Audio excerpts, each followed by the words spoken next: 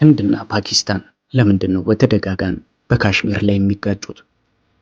ሁለቱ ኒውክሌር ታጣቂ ጎረቤት ሀገራት ህንድና ፓኪስታን ከብሪታንያ ነፃ ከወጡ በኋላ ወደ 80 ዓመታት ለሚጠጋ ጊዜ በጠላትነት በአይነ ቁራኛ ሲጠባበቁ ቆይተዋል። አገራቱ ፍጥጫ ውስጥ የገቡት ሁለቱም የራሳቸው እንደሆነች በሚገልጿት ካሽሚር ምክንያት ሲሆን ምንም እንኳን ግዛቲቱን ህንድና ፓኪስታን ለሁለት ቢካፈሏትም ሰላም አላገኙም። ባለፉት 8 አስርት ዓመታት ውስጥ አገራቱ በካሽሚር ሰበብነት ሁለት ከባድ ጦርነቶችንና ግጭቶችን አድርጓል። ህንድና ፓኪስታን ለምንድን ነው በግዛት ይገባኛል ምክንያት ተፋጠው የሚገኙት? ይህ ሁኔታስ እንዴት ጀመረ? የሁለቱ ሀገራት ግጭት መቼ የጀመረ ነው? ካሽሚር የተለያዩ ማህበረሰቦች የሚኖሩባት የሂማሊያ ተራራ አካባቢ ስትሆን ባሏት ውብ ሐይቆች፣ አረንጓዴ መስኮችና ጫፋቸው በበረዶ በተሸፈኑ ተራሮቿ ትታወቃለች። በአውሮፓውያኑ 1947 ህንድና ፓኪስታን ከብሪታንያ ነፃነታቸው ከማግኘታቸው በፊት ጭምር የካሽሚር አካባቢ በጣም አወዛጋቢ ነበር። የህንድና የፓኪስታንን መለያየት በደነገገው የህንድ ነፃነት አዋጅ መሰረት ብዙሃኑ ነዋሪዎቿ ሙስሊሞች የሆኑባት ካሽሚር ከሁለቱ አገራት ወደ አንዳቸው የመቀላቀል መብት ተሰጥቷት ነበር። የአካባቢው አስተዳዳሪ የነበረው ሃሪ ሲንግ በመጀመሪያ ላይ ካሽሚር ራሷን የቻለች ነፃ ሀገር እንድትሆን ፍላጎት የነበረው ቢሆንም ከፓኪስታን ጎሳዎች የሚፈጸምባቸውን ወረራ ለመከላከል ለምትሰጣቸው ድጋፍ የካሽሚር መሪ በአውሮፓውያኑ ጥቅምት 1947 ህንድ ጋር ለመቀላቀል ወሰኑ። ከዚያም በሁለቱ ሀገራት መካከል ጦርነት ተቀስቅሶ ህንድ የተባበሩት መንግስታት ጣልቃ እንዲገባ ጠየቀች። የመንግስታቱ ድርጅትም ካሽሚር ከህንድ ወይም ከፓኪስታን ጋር መቀላቀል ትፈልግ እንደሆነ ህዝበ ውሳኔ እንዲካሄድ ሐሳብ አቀረበ። ነገር ግን ህዝበ ውሳኔው ከመካሄዱ በፊት ሁለቱ ሀገራት ካሽሚርን ከሰራዊቶቻቸው እንቅስቃሴ ነፃ ለማድረግ ከስምምነት መድረስ ሳይችሉ ቀሩ። በሐምሌ 1949 ህንድና ፓኪስታን በተባበሩት መንግስታት በቀረበው የውሳኔ ሐሳብ መሰረት የተኩስ አቁም የሚያደርጉበትን ስምምነት በመፈረማቸው ካሽሚር ለሁለት ተከፈለች። በህንድና በፓኪስታን መካከል በካሽሚር ምክንያት ሁለተኛው ዙር ጦርነት በአውሮፓውያኑ በ1965 ተካሄደ። ከዚያም በ1999 ህንድ ለአጭር ጊዜ የቆየ ነገር ግን መራራ ግጭት በፓኪስታን ከሚደገፉ የካሽሚር ኃይሎች ጋር አደረገች። በዚያ ወቅት ህንድና ፓኪስታን ኒውክሌር የታጠቁ ሀገራት መሆናቸው ይፋ ሆኖ ነበር። በአሁኑ ጊዜም ሀገራቱ የካሽሚር ግዛትን ሙሉ ለሙሉ የራሳቸው እንደሆነ ቢገልጹም የሚቆጣጠሩት ግን ከፊሉን የግዛቲቱን ክፍል ነው። የህንድ ካሽሚር አለመረጋጋት ለምን ይበረታል? በካሽሚር ውስጥ ግዛቲቱ ከየትኛው ሀገር ጋር መሆን እንዳለባት በተመለከተ ያለው አስተያየት የተከፋፈለና የተካረረ ነው። በርካቶች በህንድ ስር ከመተዳደር ይልቅ ነፃ ሀገር መሆንን አሊያም ከፓኪስታን ጋር መዋሃድን ይመርጣሉ።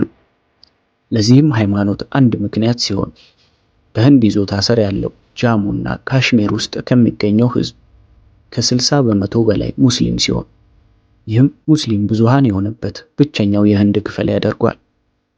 ከ1989 ጀምሮ የህንድን አስተዳደር በመቃወም በአካባቢው በ10 ሺዎች የሚቆጠሩ ሰዎችን ህይወት ያጠፋ የትጥቅ አመጽ ተካሂዷል። ህንድ በካሽሚር የሚንቀሳቀሱት ታጣቂዎችን በመርዳት ፓኪስታንን ብትከስም ጎረቤት ፓኪስታን ግን ይህንን ታስተባብላለች። በ2019 የህንድ መንግስት በሚያስተዳድረው የካሽሚር ክልል ውስጥ ከባድ ደህንነት የማስከበር እርምጃ ወስዶ ግዛቱ የነበረውን ከፊል የራስ ገዝነት ስልጣን እንዲገፈፍ አደረገ። ይህ ህንድ ለካሽሚር ሰጥተው የነበረው ልዩ መብት ከተነሳ በኋላ ለበርካታ ዓመታት በአካባቢው የሚካሄድ የትጥቅ እንቅስቃሴ ጋብ ብሎ ለጉብኝት የሚመጡ ቱሪስቶች ቁጥር በከፍተኛ መጠን ጨምሮ ቆይቷል። ከቀደሙት የታጣቂ ጥቃቶች በኋላ ምን ተከሰተ? በአውሮፓውያኑ 2016 ኡሪ በተባለው የካሽሚር አካባቢ 19 የህንድ ወታደሮች ከተገደሉ በኋላ ህንድ ሁለቱን ሀገራት በግዛቲቱ ውስጥ የሚለየውን ድንበር ተከትሎ የታጣቂዎች ይዞታዎች ናቸው በተባሉ ኢላማዎች ላይ ለይቶ የመምታት ጥቃት ማካሄድ ጀመረች። በ2019 ደግሞ የፑልዋማው የቦምብ ጥቃት በሚባለው ጥቃት ከ40 በላይ የህንድ ሚሊሻ አባላት መገደላቸውን ተከትሎ ከ1971 ወዲህ ለመጀመሪያ ጊዜ ህንድ ወደ ፓኪስታን ግዛት ዘልቃ በመግባት ጥቃት ፈጸመች።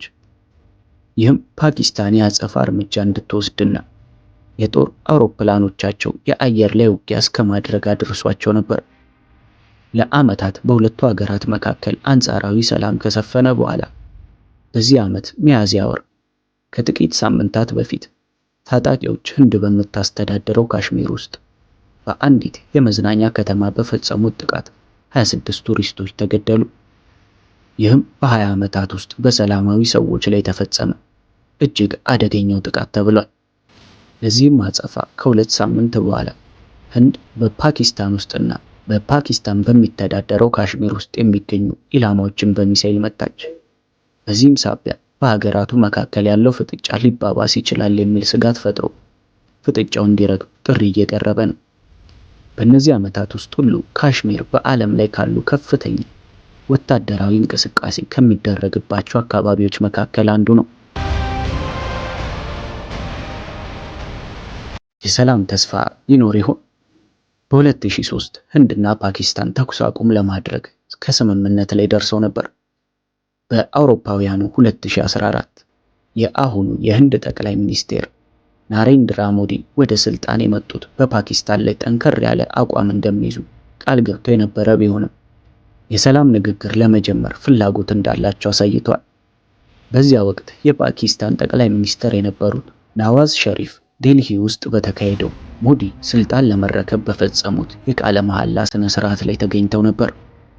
ነገር ግን ከአንድ ዓመት በኋላ ህንድ በሰሜናዊ ግዛቷ ፑንጃብ ውስጥ በሚገኘው የአየር ኃይል ጦር ሰፈር ላይ ለተፈጸመባት ጥቃት ከፓኪስታን የሚነሱ ታጣቂዎችን ተጠያቂ አድርጋለች።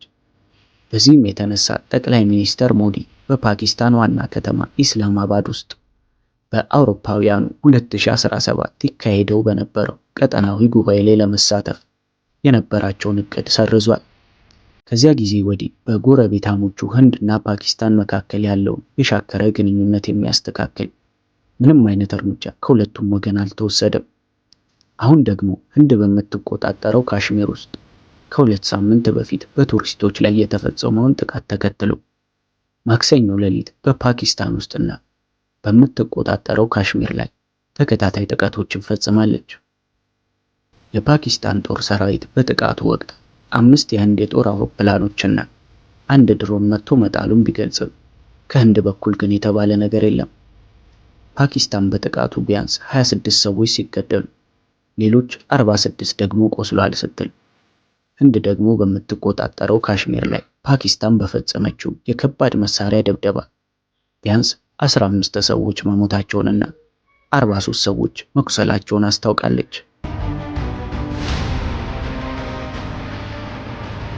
ካሽሚር መቼውን ሰላም የምታገኘው?